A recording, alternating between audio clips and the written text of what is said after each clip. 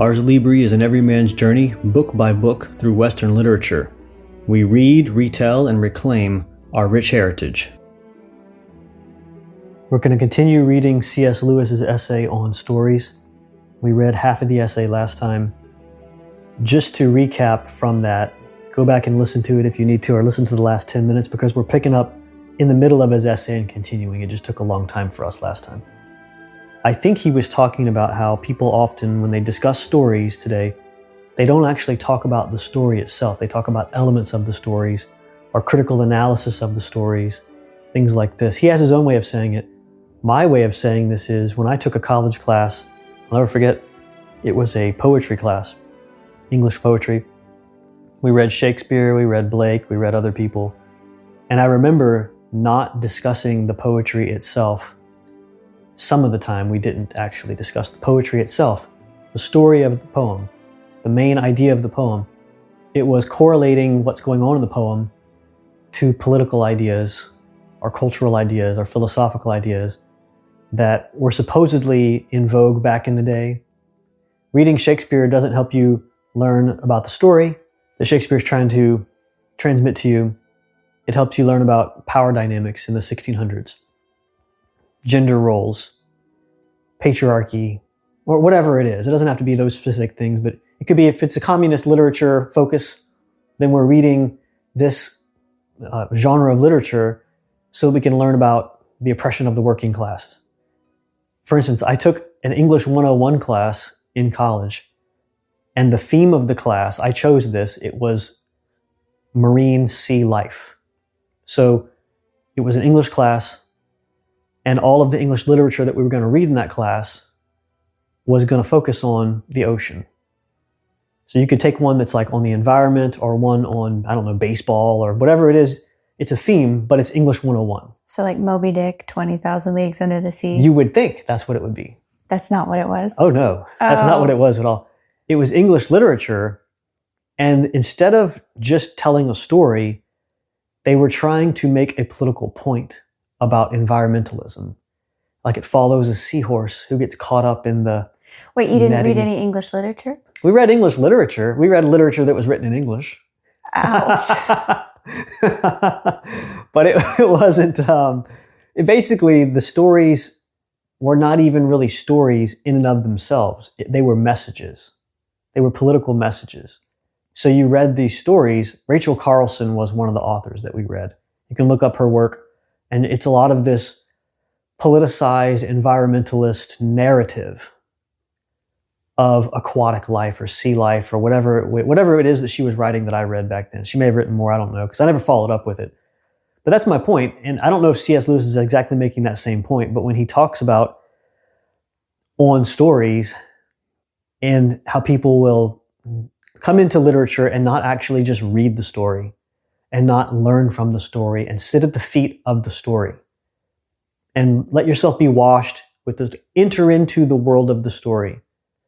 And there doesn't have to be a lesson or a point or something we can draw from it or use it to correlate to other stories and then act like, oh yeah, we've read that. Yeah, sure. I understand that genre and all the points of it. If you watch basically any YouTube channel or podcast about stories, the people will kind of tell you the story, but they'll spend most of the time just drawing all these analytical, critical, evaluative points, drawing parallels and contrasts and juxtapositions and all kinds of literary terms like synecdoche and parallelisms and things like, okay, but what about the story itself?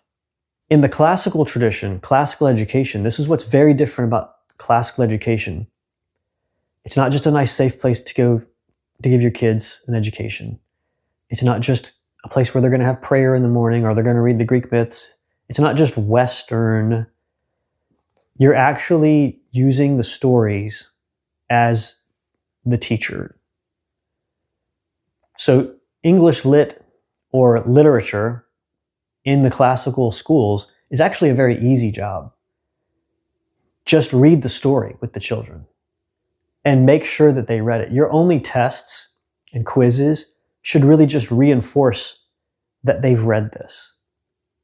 They shouldn't read the book to pass your test. The test should be gauging whether or not they actually read the book. And if they didn't understand every single point that you think they should understand, that's fine. Did they read the book?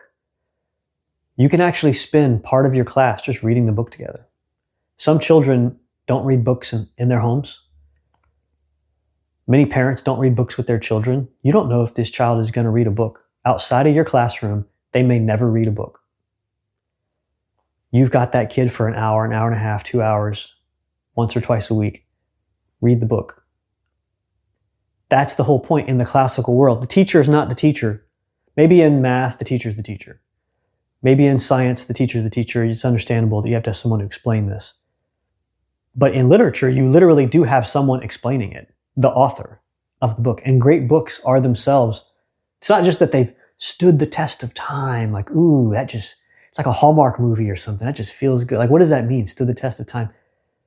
This book has been a teacher to many people for thousands of years. Homer has taught people for longer than you've been alive. So just let Homer talk. Let Dante talk. Let Horace Maybe talk. don't let Dante talk. Maybe not Dante too much. Maybe a little bit. He talks. Yeah, he can talk. Though. Sometimes we'll let him talk. Okay. I like Dante. What's wrong with Dante? All right. Anyway, we're going to start on page 13 in this book, On Stories by C.S. Lewis. It's a collection of many of his essays on literature. The first essay is called On Stories. And he's talking about how a story can communicate death no matter where the death occurs, death by freezing. In fact, you can freeze just as easily in Poland or in Russia. But if you freeze in a spaceship in outer space, it's more ominous. The setting is important because of what it communicates in the story. So if you just extract from the story, freezing to death.